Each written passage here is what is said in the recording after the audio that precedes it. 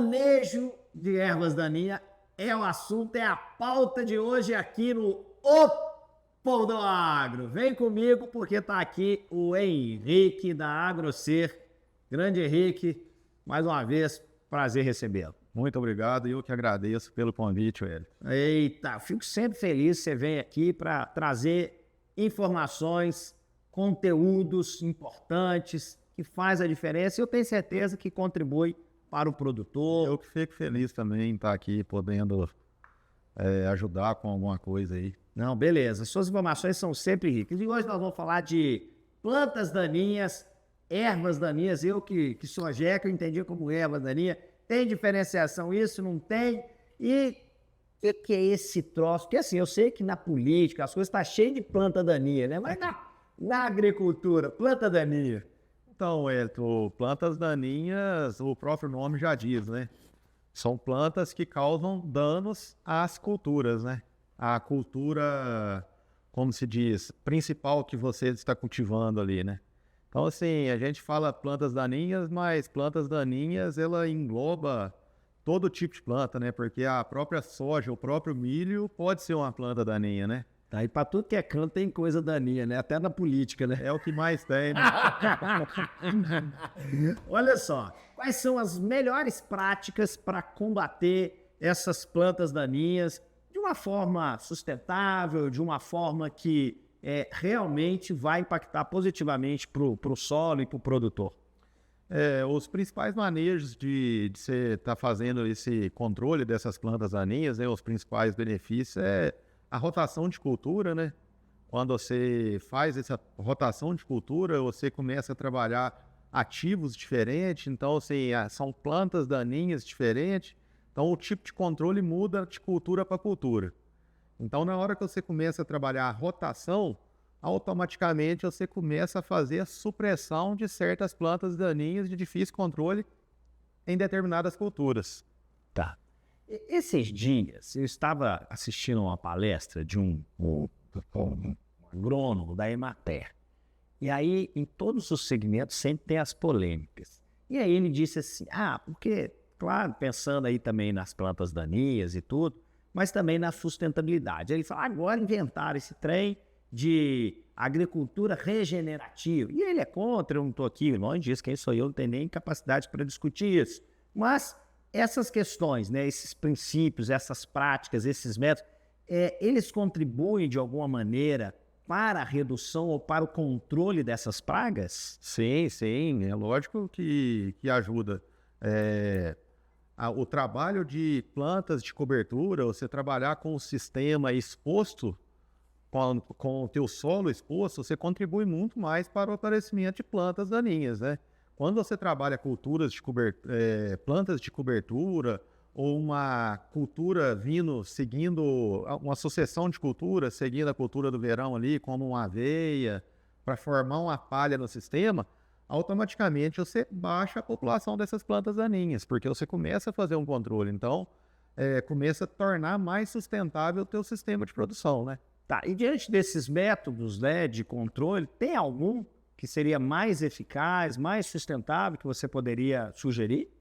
Não, na verdade, desde o manejo em si, né? Desde quando você trabalha aí o teu planejamento lá atrás, você já faz pensando também nesse sistema, né? Nesse controle de plantas de difícil controle aí, de plantas daninhas, que hoje é um problema, né? Tem várias plantas hoje que estão se tornando aí cada vez mais difícil o controle. É mesmo. Isso é porque elas vão se criando anticorpos, poderia dizer assim, ficando mais fortes. Isso, elas vão criando uma certa tolerância aos herbicidas, as moléculas que nós temos. A natureza, ela é sensacional, né? Sem dúvida. Quer dizer, ou seja, você começa a usar alguns ativos e elas vão criando essa estrutura e resistência. Sem dúvida. Vamos falar de sul de Minas. Sul de Minas, nossa região principalmente, né, muito voltada aí para o café. Mas você, Henrique, que tem aí, né, uma grande experiência também aí nos grãos, né, quais são essas principais ervas daninhas aqui no sul de Minas e como combatê-las? Pergunta de um pneu. Então, hoje um problema muito grande que nós temos aqui é o pé de galinha, né?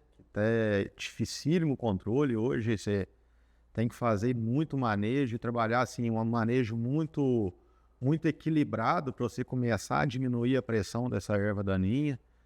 A gente temos o capim amargoso também, que acaba sendo um capim que tem um pouco de tolerância a algumas moléculas no mercado.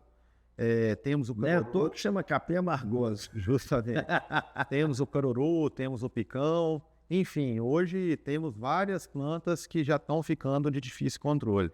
É mesmo. Justamente devido ao uso indiscriminado aí de herbicidas, a falta de manejo, falta de rotação de culturas, às vezes a falta de colocar uma planta de cobertura para você baixar a supressão dessa planta.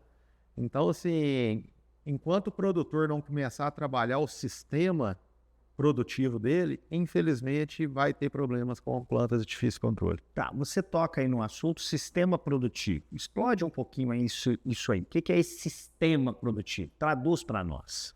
O sistema produtivo é o sistema que você vai trabalhar essa cultura toda ali. O que eu falo, trabalhar o sistema produtivo? É justamente trabalhar a rotação de cultura, não ficar só na monocultura, não ficar apenas na sucessão de culturas e evitar deixar o solo exposto, porque tem, às vezes, a janela encerra de plantio ali, às vezes pensa assim, vou plantar alguma coisa, não vou, o que eu vou fazer aqui, não vou deixar o solo parado. Então, assim, evitar deixar o teu solo exposto para ter essa proliferação de plantas daninhas. Tá, você falou aí que a rotação de culturas, né, ela contribui para esse controle, certo? Isso. Quais as dicas que você tem ou quando deve ser feita essa rotação dessas culturas? Então, a rotação de cultura ela é feita anualmente, né? Onde foi soja, verão seguinte colocar milho e vice-versa, onde foi milho, colocar soja, porque você começa a trabalhar moléculas diferentes e você começa a ter uma supressão diferente de plantas daninhas nessas áreas, né? Tá, o Henrique, você está tocando um assunto. Eu costumo dizer que enquanto o produtor não consegue enxergar a sua lavoura como negócio, ele dificilmente vai ter sucesso, né? Olha só, a gente já teve a oportunidade de falar de vários temas, né, de planejamento, falamos também aí de rotação, falamos de sustentabilidade e falar de negócio, né? Quando você fala, poxa, tem aí as plantas daninhas, quer dizer, é algo previsível. Né? Quer dizer, em qualquer circunstância, em algum momento, essas plantas surgirão e vão impactar no negócio dele. Com certeza. Então, você compartilha disso? É um negócio? E como, sendo um negócio, o que esse produtor pode fazer para minimizar todas essas variáveis, mas em especial no nosso bate-papo aqui hoje, essas plantas daninhas? Então, é justamente isso, é pensar no sistema produtivo como um geral e não pensar só naquela cultura anual. Tá. Entendeu? Ele tem que pensar a longo prazo e não a curto prazo. Porque eu falo assim, tem muito produtor hoje que fala assim, eu vou plantar milho porque milho tá bom de preço. Eu vou plantar soja porque soja Isso é tá um bom de erro preço. absurdo, né? Justamente, ele não está pensando no sistema produtivo. Porque eu falo assim, quando você produz, tanto se for milho quanto se for soja, e se o preço tiver igual estão as commodities aí em baixa, você vai ganhar dinheiro. Você vai manter a tua atividade sustentável, entendeu? É onde eu falo, você tem que melhorar o teu sistema produtivo. E você só consegue fazer isso com a rotação de culturas, com plantas de coberturas, entre outros. Tá. Ou seja, né, pensando dessa forma, combater as plantas daninhas impactam diretamente na produtividade. Além de impactar diretamente na tua produtividade, impacta diretamente no teu custo de produção. Perfeito. Porque o controle dessas plantas daninhas hoje são muito caros. E o que nós gostamos de falar, né? O custo de produção, a gente controla. O custo de produção a gente controla. Agora, preço não está na tua mão. Esse mercado, essa variável incontrolável, né? Assim, como o clima, outras coisas. Então, a variável preço também, meu amigo. Então, vamos produzir muito, com boa qualidade, não é isso? Para que a gente possa ter o menor custo de produção. E as plantas daninhas judiam, né? Judiam muito. Tá, vamos lá. Quais são os riscos associados ao uso indevido, né, de herbicidas ou métodos de controle de plantas daninhas. O que isso pode impactar negativamente num solo, numa produção ou numa lavoura que seja? Então, impacta diretamente justamente nessa resistência das plantas daninhas, que é o que está acontecendo hoje aí em praticamente todas as propriedades nossas da região, né? Que são plantas que altamente tolerantes às moléculas que nós temos hoje disponível no mercado. Impacta... Deixou as bichinhas fortes. Deixou as bichinhas fortes. Impacta justamente no custo de produção, né? Que começa a ficar... compromete a sua. Começa a comprometer a tua rentabilidade. Então, assim, infelizmente, hoje, para você continuar na atividade, você tem que ter rentabilidade, né? Sim. Então, impacta diretamente no teu sistema. Tá. Henrique, para a gente fechar aqui sobre esse tema aí de plantas daninhas, existe alguma estratégia integrada, né, de manejo de plantas daninhas que esses agricultores possam adotar para ter maior eficiência, maximizar a eficácia deste controle, como você está sugerindo aí, né, algumas opções?